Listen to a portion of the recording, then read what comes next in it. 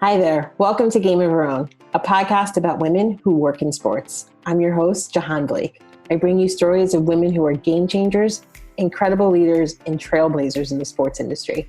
You will get a behind-the-scenes look of how they navigated their journey, valuable lessons they learned along the way, and advice for high-achieving women just like you. I'm excited you're here. Let's do this.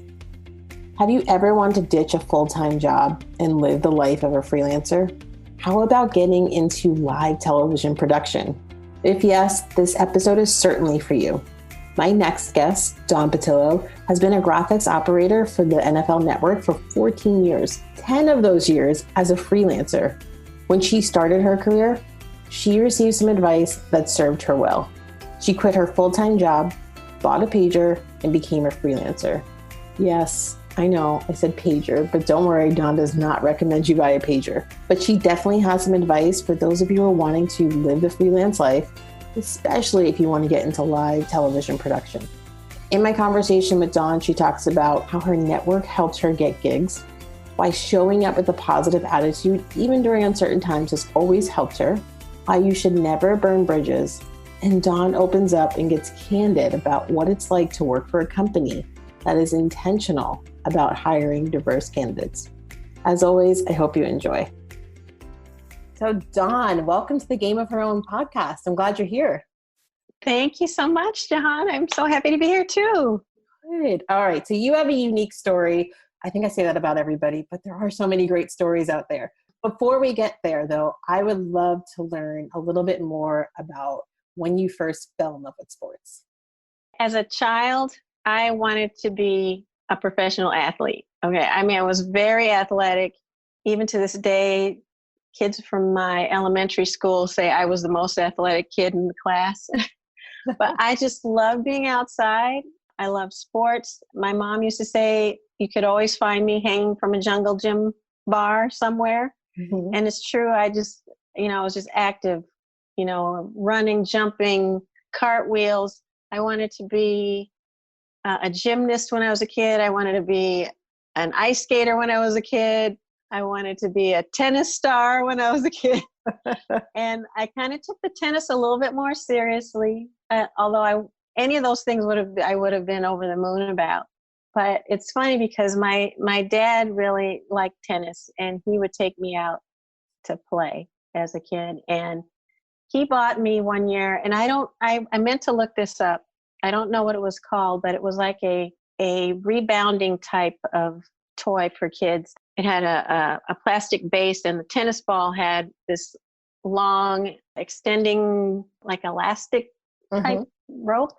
Mm-hmm. Yep. And you just hit it so you could, hit it as hard and as far as it would go, and it would come back to you, and you're just hitting, And I just fell in love with playing. I could play for hours by myself, hitting the tennis ball on the backboard. I'd hit on my garage door. I beat that garage door up. I mean, I could do that forever. And I even, without trying, influenced my neighbor friends. They were doing that on their garage too, which I'm sure their parents did not appreciate. But that was one of the things I just really loved doing. And my dad would take me out and play, and he would really work with me a lot on volleying and serving, and it just never seemed to help my serve, but I tried really hard. That was like the weakest part of my game. But I used to play tennis in high school. I played doubles. We were not very good, but we had all the heart in the world, But I did really want to be a tennis player. And I used to watch the Olympics every time, and I wanted to be anybody in the Olympics. Just put me in somewhere. So I played softball, I played tennis, I played volleyball, I ran track. Whatever was outside, I was into it, except for basketball. I don't know, I just never... Somebody snatched the ball away from me one day, and it broke my heart. I was like, oh no, I'm playing this game. That's sad, but it's true. I mean, I remember the day I tried out for basketball. That happened, and it was over. But anyway, there's so many other sports. I think my love for athletics and sports really came from just being active, but also my dad was a big fan watching the Rams, the Cowboys on TV. And back then we didn't have, this picture-in-picture type thing. He would bring in 2 TVs and have the radio on, listening to some other sport, while watching these 2 games and flipping back and forth. He was just into it. And he was always like, the Rams, this was when the Rams were here years and years ago. They're bums, but he'd still be like, into the Rams. So that's why they're my team today. I can only imagine if your dad had multiple TVs on and a radio that he loved watching you play as well, right? Well, I think he enjoyed playing with me, playing tennis with me. And he used to set up these targets for me to help me with my serve. He'd place the tennis ball can in different parts on the court. And my goal was to hit the can, whenever I'd, practice the serve. And I did pretty well, but it's just, I don't know, I would get kind of intimidated when the time came to serve in a game because I didn't feel the confidence. I was much better at serving in volleyball. I could really serve in volleyball. We used to have a lot of fun playing. And then he worked a lot. So once I got into high school, he didn't get to come and watch very much. And our games were, right after school, he's working at that time. So I do remember him coming to one of my softball games that I didn't expect. He came, late, but he was there and I was so excited to see him. Now, how did you make that transition, right? So you played through high school and then did you play in college as well? The only thing I did in college was I found friends that liked to play tennis and we would rally. We weren't really playing games, but we would rally for an hour and just see how long we can go without anybody hitting the ball in the net. I didn't pursue any team sports or any sports really. I was trying to find what I wanted to do. So I spent a lot of time taking a lot of classes. I didn't really have one real focus. I was trying a lot of different things when I first went. I knew I had to get busy and find something. So I wasn't going to be a professional tennis player. So I had to find something to do. Yes, I think we all have that realization that, I love sports. For me, it was, I'm not going to be the next Mia Hamm. So what else can I do? So tell everybody what you do now, what your title is and who you do it for. Okay, I'm a graphics operator for live television. I'm working currently for the NFL Network. So it's football 24/7, which is on our copyright. And that's what it is 24-hour, 24/7 of football, which is really a lot of fun because I feel like I work with fans. It's fun to be in that environment. To answer your question, what I'm actually doing is the graphics for live shows before and after games, halftime sometimes. I don't actually work on the games themselves, but there are people that have my same title that work on the games themselves. Any kind of coverage around the NFL, I'm typing information in that we're putting out there graphically and playing it back live during the shows. So for people who don't know and aren't familiar with graphic operators, is this information coming in real time, or are you prepping it before and then getting ready to play it during a live game? Most of it is prepped, but there are periods of the information is coming in now and let's get it out there.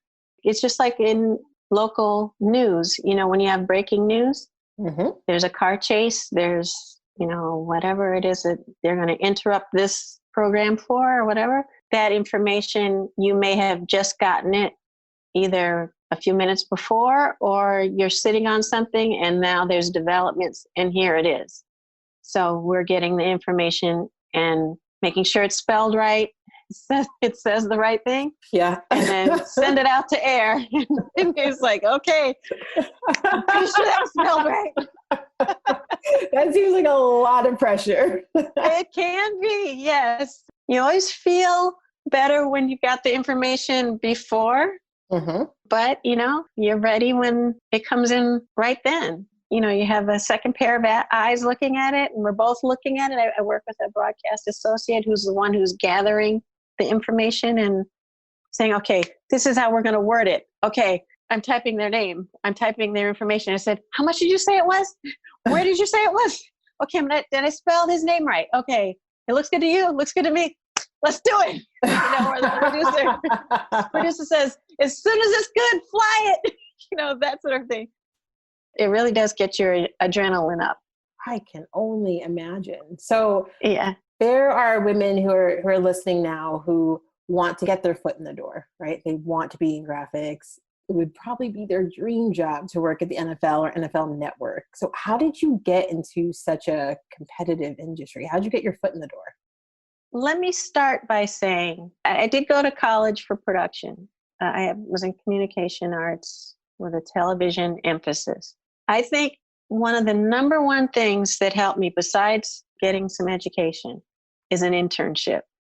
That was I believe, the most critical piece to everything, was getting an internship. While you're, senior year, whatever. If you can get it sooner, get it. You might find somebody who's willing to do some sort of apprenticeship with you. I don't know. In whatever aspect of television production you're interested in, whether it's graphics or technical directing or lighting or whatever it is. But somehow you have to get in there and working for free. This is how it happened for me. I was going to school. One of my classmates was had a job at a cable access station. We don't have cable access anymore, as far as I know. There was a position available part-time position to work in their playback center, which is where they tape all their shows, and then they have to have some station where they're playing these shows back. I'm really dating myself. 3/4-inch tapes have these shows on them. So I had this part-time job and I was going to school, and then found out that this same cable company had an internship program where I was already learning production at LA City College, but the internship was production all day long, 5 shows a day, and they rotate positions. You're on camera, you're doing sound, you're doing lighting, you're doing the graphics, you're doing the technical directing, you're running the tape, you're directing, and then eventually some post-production as well, editing. So I really got a chance to do every single thing because I didn't have one area that I knew I wanted to do. I just knew I really wanted to be in production. I just was energized by the atmosphere. They offered me a full-time job there as a coordinator, coordinating the internship, interviewing the interns, training the interns, setting up the schedule for the shows that are aired, giving producers orientation on how to present a rundown of what you want on your show, your half hour. These were all little half-hour talk shows. But it was the repetition of doing all this, doing it every day, day in, day out, day in, day out, and then training other people. So I got a really good feel for working studio interview shows. And then at that time, he was a freelance cameraman, but he would also help out on our shows. He told me, you need to pick one position and freelance. You don't need to stay around here doing this. If you want to get into production and you don't want to leave town to do it. And so I really enjoyed building graphics for the talk shows. Even though I had trained people, I'd done a lot of directing. I was interested in directing too, but there was something about graphics that I felt like, I could do this. Mm-hmm. And then I won't worry about the other things because maybe somehow, some way, as long as I get out there, I can find my way into doing other things if I got bored. But he was saying, just pick one. Where was your internship? And this is while you were in college, correct? It was called American Cable Systems at the time. It was, like I was saying, it was a cable access company. Where was this? Was this in California? Yeah, I never left LA. They used to always say, if you really want to work in TV, you're going to have to go work in a smaller market and then come back after getting experience. Mm-hmm. Everybody's path is different. So you left a full-time job? I left freelance. Yes, and that was scary as heck. Yeah. I was going to say scary as hell. But it was scary as hell. But I was like, he knew that I needed to do something else. I'd gone as far as I was going to go. I didn't want to get into, management or something like that. So I really wanted to be in production. I'm going to date myself again. He said, get a pager, because that was the way we communicated back then. and just be available, So I quit a full-time job and bought a pager. He sent me some jobs and I was just real frugal with my money.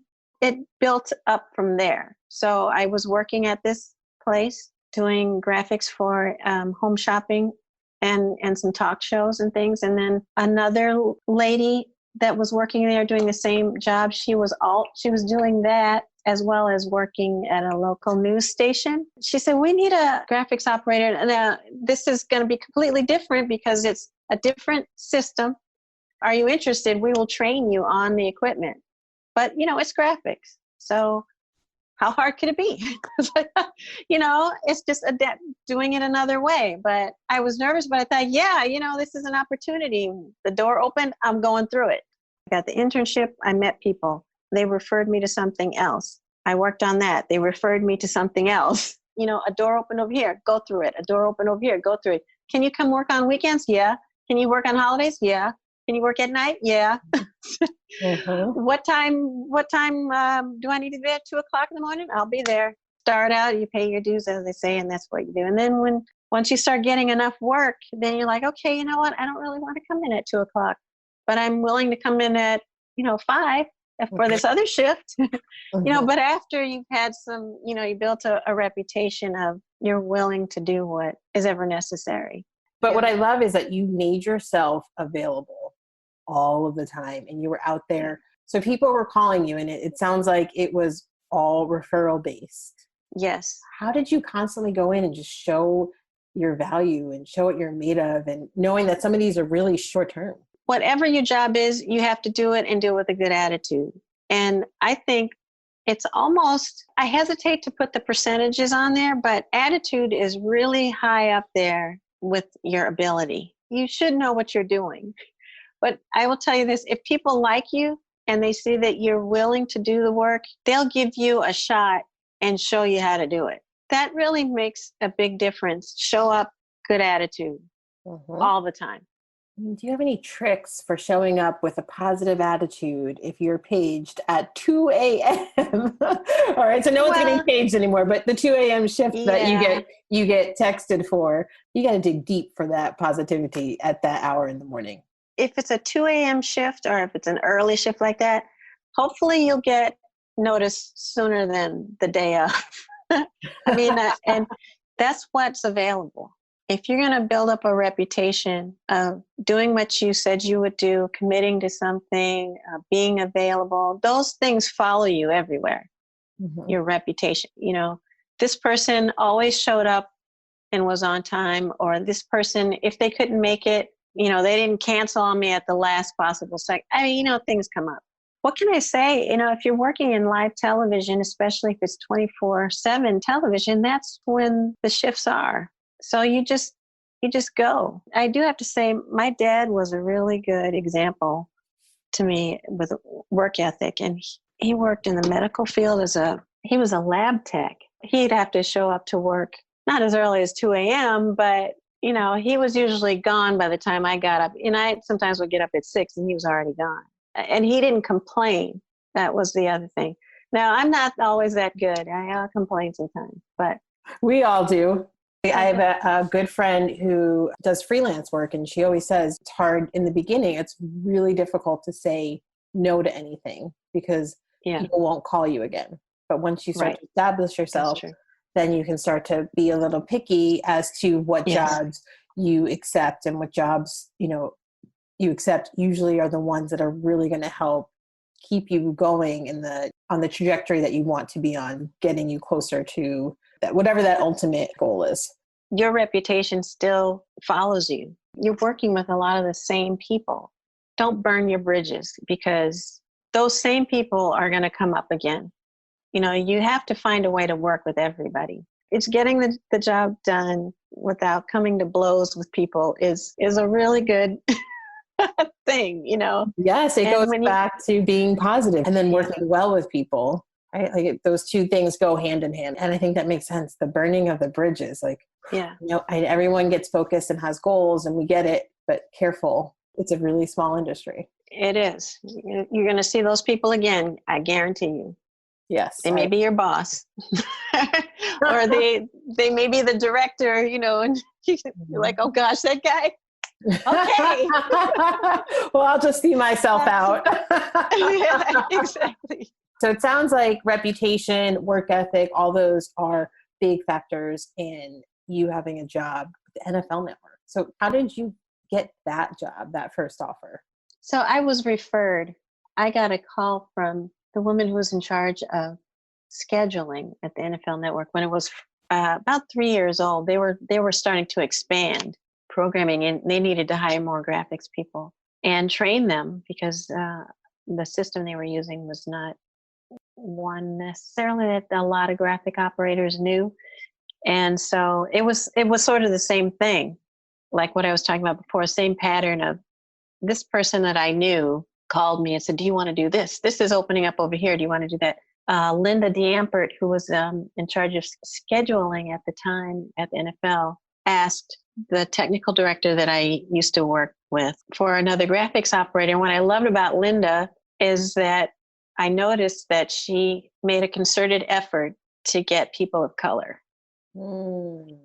And I could see that working there. And I thought that was awesome of her. So she asked the technical director that I worked with at NBC, who was also a lady of color, Latina, Linda Sue Ortiz.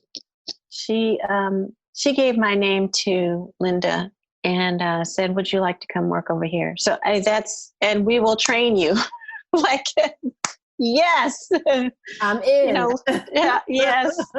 It's in Culver City. It's 5 miles from your house. What? Yes. Oh, in LA. For those of you who have not been to LA, I think you know. I mean, 5 miles to your house. That's gold. That's a dream. I was working in Burbank.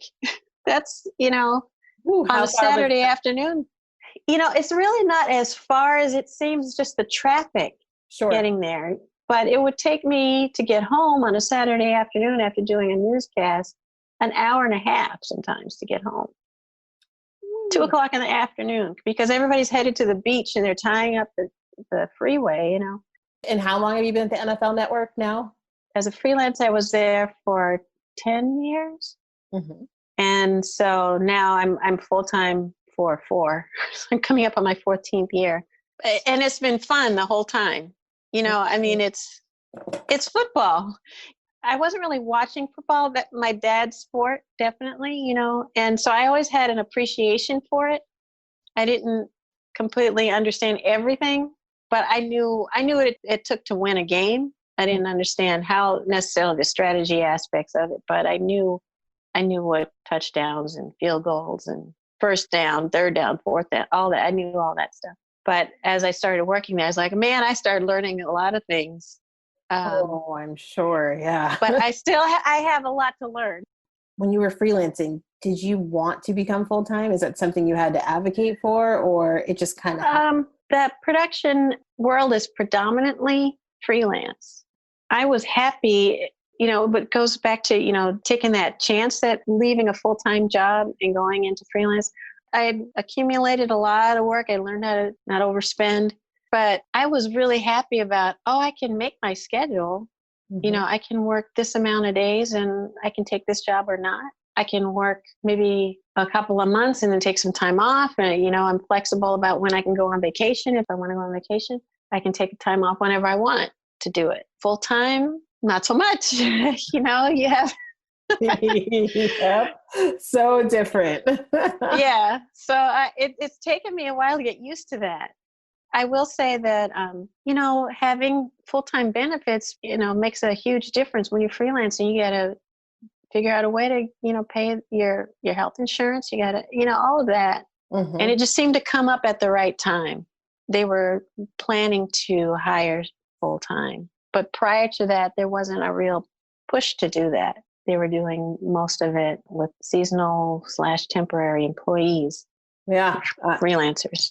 So you made the switch over after your whole career, really just doing that freelancer life, and they roped you in and got you there full time, but you're still there. So, and no one can see you, but you're smiling when you talk about it. So we know that you like it, but I want to go back to Linda, and something you said that really stuck out to me was she made an effort to hire people of color. And so I know when you think about what's going on in our country today, in this racial awakening that everyone's having, not a lot of people can say the same thing, right, that you're saying. Talk to us a little bit how that made you feel when you saw her being intentional with her hiring. You know how I figured it out was when I went there and saw so many of us there. And I was like, whoa, this is awesome. I know that feeling. Yes. Yeah. And I had not seen that before. I've been working a long time in television. And when I started working at NBC years ago, I was one of very few Blacks. And it was predominantly guys. There were few women. It was people who have been there for 30 years, 25 years, things like that. And they were used to doing things a certain way. And had no interest in making a change. Yeah, not as far as like actively recruiting people of color, to my knowledge. Okay. And I have to say that my whole career, I've just been about just get in there and do the work. Don't look around and see what anybody else is doing. Don't complain about things, just do the work. I came here to do my work. I didn't come here to get involved in dramas that are around me, just work. But I did notice that I was one of very few women and Black. I'm sure that has changed to some degree since I've been gone from there. And I don't mean that as that they're the only ones. I'm just saying that was the norm. So when I came to the NFL, to the network, so I was like, Linda, this is so cool. I see so many of us here. How? You know what I mean? This is awesome. She goes, I make that effort. That's what she said. And I said, God bless you, because unless somebody makes that effort, it's not necessarily going to just magically happen. So along with the whole referrals thing, if somebody is in a place of hiring that knows that whole referral thing, that it's not just being good at what you do. It's not just having a good attitude, but also reaching back and helping others who may not get necessarily in the same way or may not have known somebody before. Yes. I hope I'm saying this in a way that's clear, but it's really important. Okay, so going back to Linda and that feeling of just, knowing that the person who's doing the hiring of the NFL Network is being intentional about hiring. She's being intentional about diversity and inclusion. She's being intentional about hiring people of color. For women who are in roles now or end up interviewing for roles and they don't see that, what sort of, especially when it comes to women of color or just women in general, what sort of advice would you give them?